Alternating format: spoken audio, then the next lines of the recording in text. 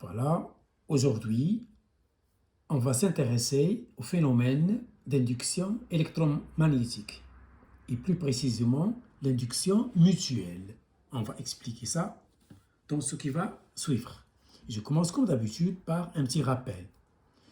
J'ai deux circuits, C1 traversé par I1 orienté par N1 vers l'extérieur toujours, c'est une convention universelle.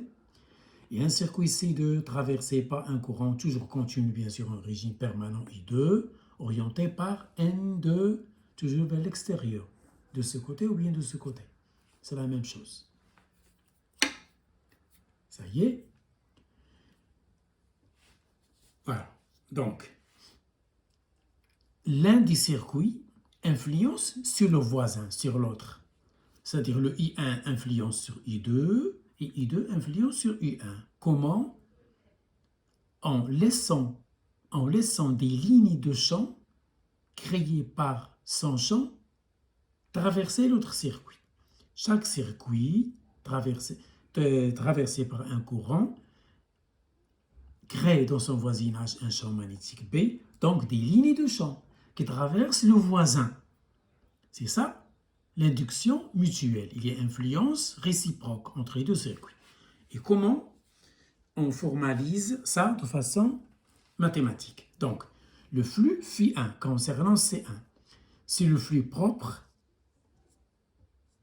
1,1. Ça veut dire qu'il est dû à 1. Donc, le circuit I1 influence sur lui-même, sur l'auto-induction. Donc, on dit phi 1,1.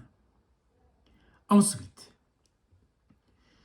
toujours le circuit C1. Donc, il subit l'influence de lui-même, il influence de I2. Donc, voilà, I2 sur I1. C'est quoi ce flux 21? C'est le flux envoyé par I2 à travers C1. Je répète, le flux φ1 concernant le circuit C1, il résulte de deux choses. Le flux 1,1, c'est-à-dire créé par le circuit lui-même, c'est-à-dire le courant I1, où le circuit C1 influence sur lui-même, parce qu'il est traversé par I1. Et en même temps, le circuit C1, c'est le but, il subit l'action du voisin qui est I2. Donc ce deuxième flux, il est créé par C2, par le courant I2 sur I1. Donc il est envoyé par I2 à travers C1. C'est-à-dire il est extérieur à C1. La même chose pour Φ2. Qu'est-ce que c'est que le flux Φ2? C'est le flux envoyé par I1 sur 2 et le 2 qui influence sur lui-même. Tout à l'heure, le but, c'était le circuit C1. Il subit son action et l'action du voisin. Ici, on s'intéresse au circuit C2. Il subit l'action de lui-même, c'est phi de 2, 2 envoyé sur 2 lui-même, et il subit l'action de 1. Voilà. Ça, c'est propre à I2, ça, c'est envoyé par I1. C'est simple, ça, c'est du coup. C'est un petit rappel. Je rappelle encore que la notation phi 1,1, c'est L1I1. C'est le flux créé par le circuit lui-même I1. L1, c'est le coefficient d'auto-induction du circuit C1. Phi de 2, c'est L2I2. L2, c'est l'inductance concernant le circuit C2. C'est le coefficient d'auto-induction, bien l'inductance. C'est en Henry, l'unité internationale, fois le courant qui le traverse I2. Ça y est, ça c'est la réflexivité, c'est l'influence du circuit sur lui-même. Cette notation nous rappelle les matrices. Ce sont des éléments d'une matrice. Φ1,1, Φ2,2, ce sont les éléments de la diagonale. Et les autres, c'est lignes colonnes. Ça y est? Alors que ça, ce sont les éléments de la diagonale, de la matrice du flux. Φ2,1, c'est M2,1, I2. C'est-à-dire, le flux exercé par 2 sur 1, c'est le coefficient mutuel qui exerce 2 sur 1. Et qui exerce cette influence? C'est le I2. C'est le courant I2. Parce que 2 sur 1. 2 sur 1. Donc c'est le courant I2. Alors, Φ1,2, c'est le flux créé par 1 sur 2. Le sujet qui fait l'action, c'est 1. Le but, celui qui subit l'action, complément d'objet direct, c'est 2. Donc, c'est le coefficient d'induction mutuelle exercé par 1 sur 2. Et qui exerce ceci? C'est C1, donc c'est le courant I1. Ça y est, donc phi A1 c'est L1 I1, phi de 2 c'est L2 I2. Ce n'est pas M, c'est l'auto, lui-même. Ça c'est une mutuelle, c'est le voisin, M. Vous avez déjà démontré dans le cours que M de 1 est égal à M1 2. On la note M. Ça y est, donc si I1 et I2 ont le même sens, alors les deux coefficients sont positifs. C'est-à-dire M21, M12 sont positifs. Si les deux courants ont le même sens. Ça, c'est le rappel du cours. Donc le M s'appelle le coefficient d'induction mutuelle, alors que le L s'appelle le coefficient d'auto-induction. Ça y est, on va illustrer ça par un exercice d'abord. Exercice 1. Soit la bobine torique, un bobinage qui a la forme d'un tor, bobinage torique. C'est-à-dire, il y a deux enroulements qui alternent. Voilà, j'ai mis l'un en gras et l'autre fin. Sauf que l'un est traversé par un courant, le premier fil du premier bobinage B1 est traversé par le courant, que je note I1, alors que l'autre n'est traversé par aucun courant, pour l'instant. Donc, deux bobinages B1, B2, le premier est constitué par un inspire, il est traversé par I1 non nul, le 2 est constitué par un 2, pas de courant. Il est là, mais il n'est pas traversé par un certain courant. Ensuite, ça c'est les données. Le diamètre, on veut le diamètre moyen de la bobine torique, c'est D. Ne confondez pas le diamètre du tor avec le rayon des spires qui sont circulaires. Faites attention. Ça c'est le diamètre, pas de la spire, de tout le bobinage torique. Le diamètre moyen, du milieu au milieu. Deux questions. Calculer le coefficient d'induction mutuelle entre ces deux bobinages, l'un traversé par le courant, l'autre non. Ensuite, déduire la force électromotrice induite par 1 sur 2. Pourquoi par 1? Parce que c'est le circuit C1, le bobinage 1 qui est traversé par un courant, l'autre non. On vous donne delta I1 sur delta T pour l'application numérique. C'est 12 sur 2 10 moins 2 ampères seconde moins 1. On vous donne ceci pour l'application numérique. Donc, deux petites questions dont on va répondre rapidement. Première question. On va chercher le flux Φ2. Qu'est-ce que c'est que le flux Φ2? Il est exercé par 1 sur 2.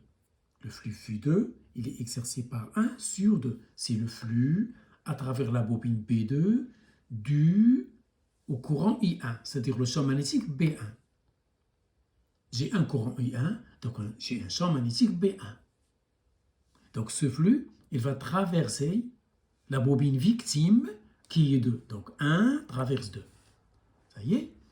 Donc, Φ1, 2, c'est I1 parce que c'est lui qui crée l'action, fois M.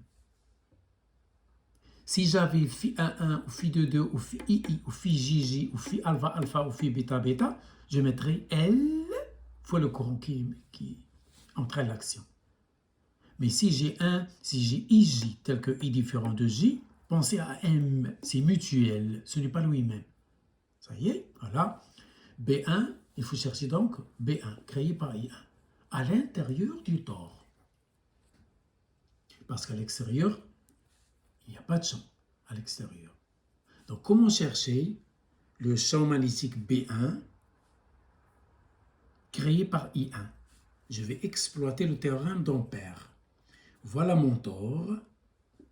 Et j'ai choisi un contour pour appliquer le théorème d'Ampère. Il faut choisir un contour d'intégration, un contour de circulation du champ B. Le champ B, bien sûr, il est à l'intérieur. Il est tangent à ce cercle que j'ai dessiné au crayon. Voilà. Il se dirige dans ce sens. Si vous mettez la main droite, c'est la direction et le sens du pouce. Donc, en chaque point de cette courbe qui est noire, le B est tangent dans ce sens. Comme ça, tangent, tangent, tangent, tangent. Donc, la circulation du champ B1 sur ce circuit C, sur ce contour C, sur cette courbe C, pour chaque élément de longueur L, c'est égal à mu0 fois le nombre de spires I1. C'est I1 qui crée P1. N'oubliez pas le nombre de spires. Si j'avais une seule spire, je remplacerais N1 par 1 et je mettrais mu0 I1. N'oubliez pas le nombre de spires du tore. Ça y est. La norme cos de 0, c'est 1, puisqu'ils sont presque parallèles, ils sont collinéaires. Je fais sortir le P1, il ne dépend pas de ceci, de TL, et j'intègre, est égal à mu0 N1 fois I1. L'intégrale de DL, c'est le périmètre pi de D. Le périmètre, c'est pi fois D. Ça y est, c'est-à-dire 2 pi R. Ici, on vous a donné D, le diamètre, il faut l'utiliser. Donc, c'est P1 pi D égale ceci, et je tire mon champ P1. Pourquoi j'ai tiré ça, P1? Pour déterminer phi 2. Ça y est. Donc, je remplace, et je trouve ceci.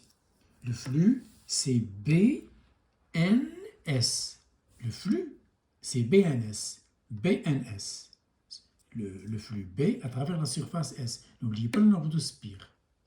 Parce que ce flux qui est créé par la bobine B1, constitué par N1, traverse N2S.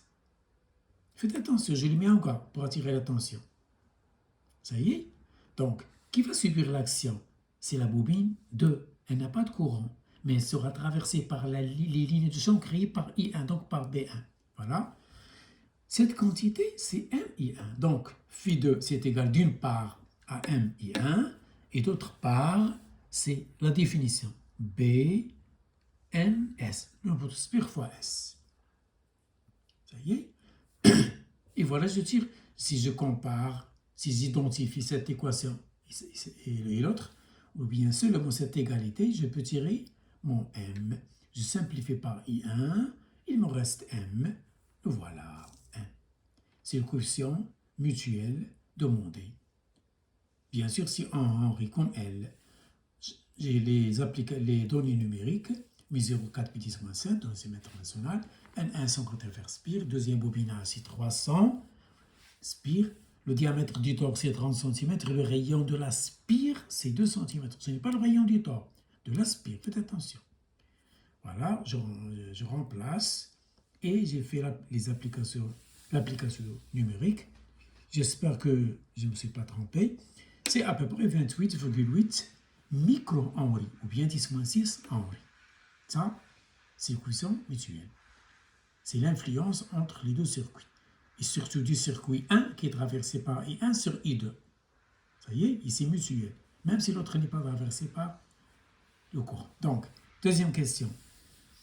Il faut chercher la FEM induite entre les deux circuits.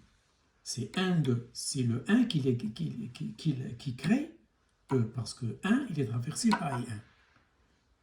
Ça y est, on a déjà vu dans le cours que E1, 2, c'est M, dérivé de I1, c'est I1 qui fait l'action. Faites attention. Donc, c'est la variation du I1 qui crée l'action. 1 sur 2. Le 2, le pauvre, il ne fait que subir.